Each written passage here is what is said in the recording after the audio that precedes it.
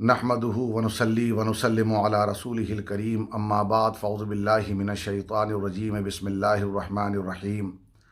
ان اللہ وملائکتہ یصلون علی النبی یا ایھا الذین آمنوا صلوا علیہ وسلموا تسلیما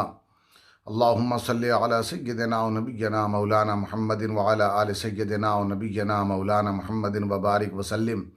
صلاۃ و سلام علیک یا رسول اللہ صلی اللہ علیہ وسلم۔ اللہ تبارک و تعالی نے قرآن مقدس میں ارشاد فرمایا وَكَذَلِكَ نُرِي إِبْرَاهِيمَ مَلَكُوتَ السَّمَاوَاتِ وَالْأَرْضِ وَلِيَكُونَ مِنَ الْمُوقِنِينَ۔ ہم ابراہیم کو آسمان و زمین پر جو اللہ کی بادشاہی، اللہ فرماتا ہے کہ ہم ابراہیم کو وہ بادشاہی جو زمین و آسمان پر ہے وہ دکھاتے ہیں، یعنی اللہ تعالیٰ کا جو کنٹرول ہے اس کائنات پر، اس زمین و آسمان پر، اللہ تعالیٰ نے اس کا مشاہدہ حضرت ابراہیم علیہ السلام سے کروایا، اس لیے وہ ساری چیزیں دکھائیں۔ وَلِيَكُونَ مِنَ الْمُوقِنِينَ، ابراہیم کو یقین تو ہے لیکن اس یقین کو اب اپنی آنکھوں سے دیکھ لیں تاکہ عین الیقین حاصل ہو جائے۔ حضرت ابراہیم علیہ السلام نے آسمان و زمین کی مخلوق کو دیکھا، جیسا کہ حضرت عبداللہ ابن عباس نے فرمایا، اور سعید ابن جبیر کے مطابق آپ فرماتے ہیں کہ زمین کے نیچے جو کچھ تھا وہ ابراہیم علیہ السلام کو دکھایا گیا، آسمانوں کے اوپر جو کچھ ہے وہ حضرت ابراہیم علیہ السلام کو دکھایا گیا، تاکہ حضرت ابراہیم علیہ السلام ان ساری چیزوں کا مشاہدہ کر لیں۔ حضرت ابراہیم علیہ السلام نے ان ساری چیزوں کو دیکھا تاکہ عین الیقین حاصل ہو جائے۔ اس آیت کے ذریعے اس بات کا ہمیں سبق ملتا ہے کہ جب ہم عجائبات قدرت، یعنی جب ہم بہت ساری قدرت کو اپنی آنکھوں سے دیکھیں، مثال کے طور پر اونچے اونچے پہاڑوں کو دیکھیں، جنگلات کو دیکھیں، یعنی جس چیز کو دیکھ کر کے ہمیں حیرت ہوتی ہے، یعنی سمندر کے پانی کے اچھال کو دیکھیں، اس کے علاوہ کسی بھی چیز کو دیکھیں جس پر دیکھ کر ہمیں حیرت ہوتی ہے، یعنی اللہ تبارک و تعالیٰ نے اس زمین پر بہت ساری چیزیں ایسی رکھی ہیں کہ جسے دیکھ کر کے حیرت ہوتی ہے، یعنی قدرت کا شاہکار وہ چیزیں نظر آتی ہیں۔ تو جب اسے دیکھیں تو ہمیں یعنی یہ نہیں ہونا چاہیے کہ اسے ہم دیکھ کر کے صرف اپنا دل بہلائیں، یعنی اس کو انٹرٹینمنٹ کے طور پر نہ دیکھیں، جیسا کہ عام طور پر یہ رواج بڑھتا چلا جا رہا ہے کہ جب ہم کہیں جاتے ہیں تو ہمارا انٹینشن، ہماری نیت یہ ہوتی ہے، جیسے ہالیڈے پہ جاتے ہیں تو ہماری نیت یہ ہوتی ہے کہ ہم انٹرٹینمنٹ کے لیے جا رہے ہیں، یعنی دل کو بہلانے کے لیے جا رہے ہیں۔ تو اگر اس کے بجائے نیت یہ ہو جائے کہ آپ ضرور ایک ملک سے دوسرے ملک کی جانب جائیے، زمین پر گھومیے، سیروا فی الارض، زمین پر گھومیے، لیکن جب آپ عجائبات قدرت، اللہ تبارک و تعالیٰ کی بنائی ہوئی چیز کو دیکھیں اور جس کے دیکھنے کے بعد آپ کو حیرت ہو، تو اس کو صرف انٹرٹین کی حد تک نہیں بلکہ اس حد تک دیکھیے کہ اللہ تعالیٰ پر آپ کا یقین اور بڑھ جائے، اس لیے کہ جتنا آپ کا یقین بڑھے گا، جتنا یقین بڑھے گا آپ کی اسی میں کامیابی ہے، اور وہ یقین یہ ہے کہ اللہ پر یقین، اللہ کے ایک ہونے پر یقین۔ تو جب یہ اللہ پر یقین جتنا زیادہ بڑھے گا اتنا ہی زیادہ اللہ کی کتاب پر یقین ہوگا، اللہ کے انبیاء پر یقین ہوگا، اللہ کے دین پر یقین ہوگا۔ اس لیے کہ یاد رکھیے گا، الاسلام هو التسلیم، التسلیم هو الیقین، الیقین هو التصدیق۔ یہ یاد رکھیے گا، اسلام کیا ہے؟ اسلام نام ہے سر جھکا دینے کا، اللہ کے سامنے، اللہ کے دین کے سامنے، اللہ کے فرامین کے سامنے، اللہ کی باتوں کے سامنے، اللہ کے حکم کے سامنے اپنے سر کو جھکا دینا، اسی کا نام اسلام ہے۔ اور یاد رکھیے گا، تسلیم کیا چیز ہے؟ جب آپ سر جھکاتے ہیں اس کا مطلب یہ ہے کہ آپ یقین کرتے ہیں، اللہ کی بات پر یقین کرتے ہیں، آپ قبر کے عذاب پر یقین کرتے ہیں، آپ پلصراط پر یقین کرتے ہیں، روز محشر پر یقین کرتے ہیں، جنت و جہنم کے معاملات پر یقین کرتے ہیں۔ تو الاسلام هو التسلیم، اسلام کیا ہے؟ سر جھکا دینا۔ اور سر آدمی کب جھکاتا ہے؟ جب یقین ہوتا ہے، اور یقین پیدا ہوتا ہے کب؟ الیقین هو التصدیق، وہ پیدا ہوتا ہے جب آپ اپنے اندر تصدیق، یہ تصدیق کیا ہے؟ اقرار باللسان و تصدیق بالقلب، یعنی کہ جب آپ کلمہ پڑھتے ہیں تو زبان سے پڑھتے ہیں لیکن اس کی تصدیق، اس کو مانتے ہیں، اپنے دل سے مانتے ہیں، یعنی آپ یہ کہتے ہیں کہ جو ہم زبان سے کہہ رہے ہیں یہ اعلان ہے، مگر اس کا یقین ہمارے دل میں بیٹھا ہوا ہے۔ تو جب اس طرح آپ کلمہ پڑھتے ہیں تو بس یہی چیز ہے، یہی ایک بنیاد ایسی پڑ جاتی ہے کہ جہاں سے یقین کا سلسلہ آگے بڑھتا ہے۔ یعنی اب آپ کو اللہ پر کامل یقین، تو اب یقین پر یقین بڑھاتے رہیے۔ اس لیے یاد رکھیے گا، بے یقینی شک کے ساتھ 1000 بار کوئی کلمہ پڑھے، رات و دن کلمہ پڑھے، اس کا فائدہ نہیں ہوگا۔ لیکن یقین کے ساتھ اگر ایک بار بھی کوئی کلمہ پڑھ دے تو اس کا فائدہ یہ ہوگا کہ اس کی آخرت بھی سنور جائے گی اور اللہ تبارک و تعالیٰ کی بارگاہ میں وہ مقبول بندہ ہو جائے گا۔ کیونکہ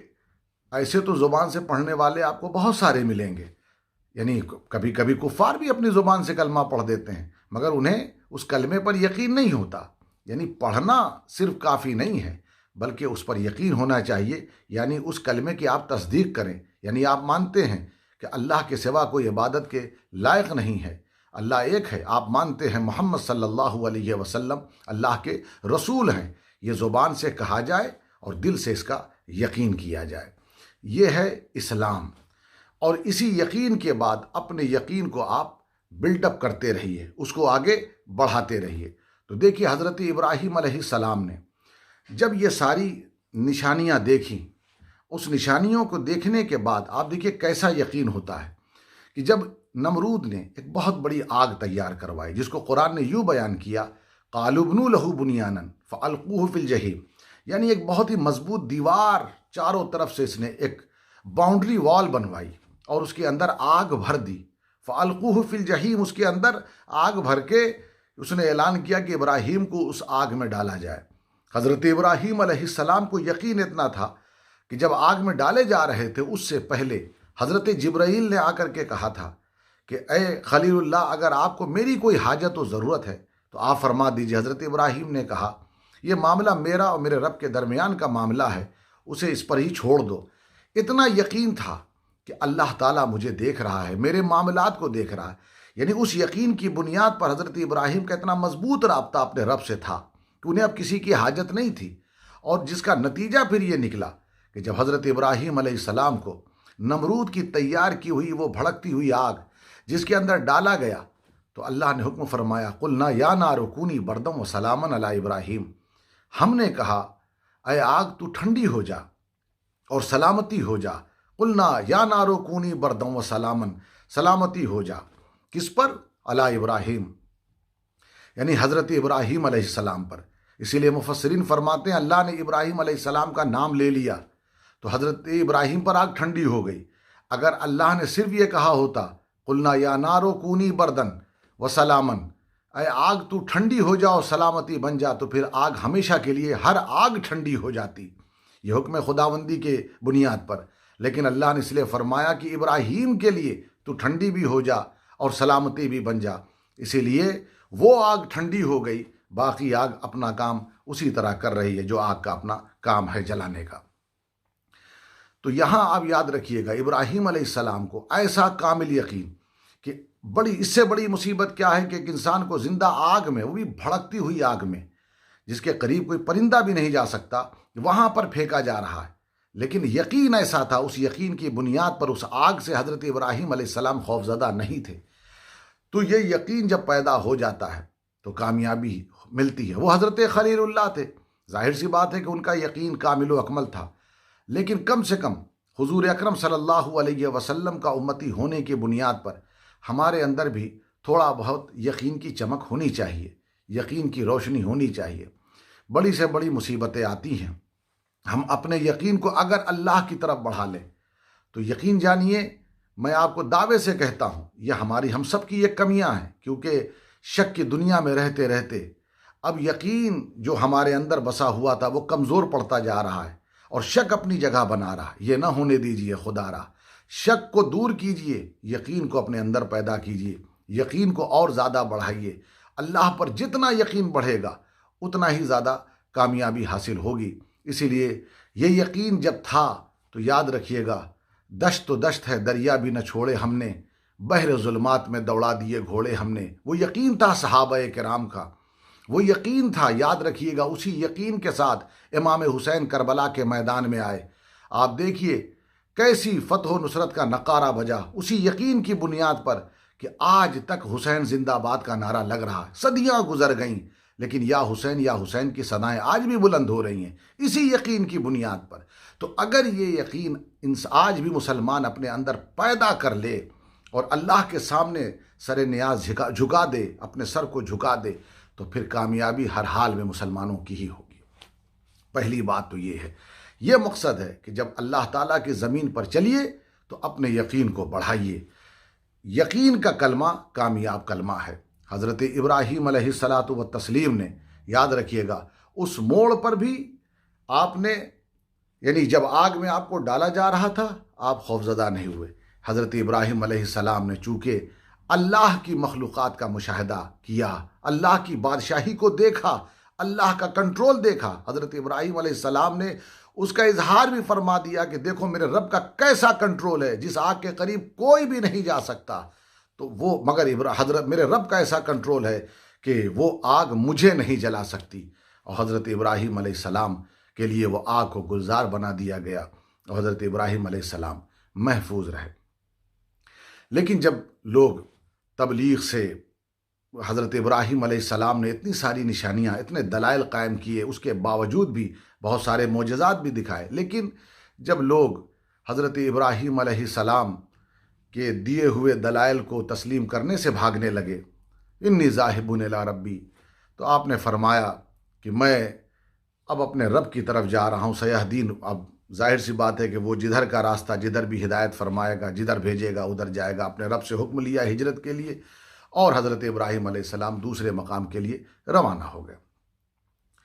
یہاں پر یہ بھی ہے کہ حضرت ابراہیم علیہ السلام مسلسل کمال کی طرف بڑھتے چلے گئے۔ وہ ہجرت کیا تھی؟ یعنی نبی کی جو ہجرت ہوتی ہے وہ کمال سے کمال کی طرف جاتی ہے، بس کمال بڑھتا جاتا ہے۔ تو معلوم یہ ہوا کہ حضرت ابراہیم علیہ السلام کو ایسا کامل یقین تھا کہ ہر قدم پر درجے بلند ہوتے چلے جا رہے تھے۔ اب اس کے بعد یاد رکھیے گا، اسی یقین کی بنیاد پر حضرت ابراہیم علیہ السلام کی عمر زیادہ ہو چکی تھی۔ با اختلاف روایت، ہمارے ہاں جو روایتیں موجود ہیں، جو مفسرین نے فرمایا بھی ہے، کتابوں میں لکھا، تفاسیر میں بھی لکھا ہے کہ حضرت ابراہیم علیہ السلام کی ایک لمبی عمر ہو گئی تھی، تو آپ نے اولاد کی خواہش کی، اس وقت 80 سے اوپر آپ کی عمر تھی، اوور 80 تھے، یعنی 86 ایئرس اولڈ تھے۔ اس وقت آپ نے دعا کی، رب حبلی من الصالحین، اے میرے رب مجھے بیٹا عطا فرما، فبشرناہ بغلام علیم، تو اللہ تعالیٰ نے خوشخبری عطا فرمائی ایک بیٹے کی۔